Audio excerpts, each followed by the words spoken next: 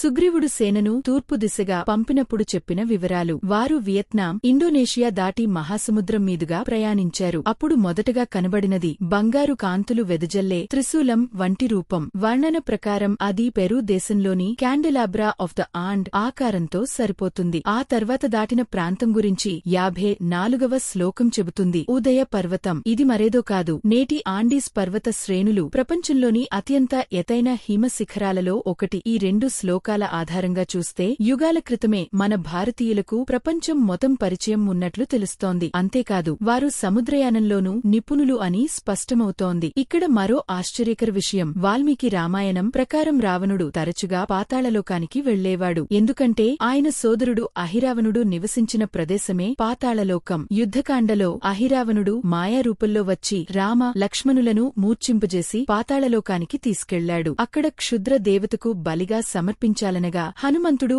వెంట వెళ్లి వారిని రక్షించాడు. దీనివల్ల మనం గ్రహించేది ఏమిటంటే పాతాళలోకానికి భారతీయులు వెళ్లి వచ్చారని, రావణుడు ఆ ప్రాంతాన్ని తరచుగా సందర్శించేవాడని.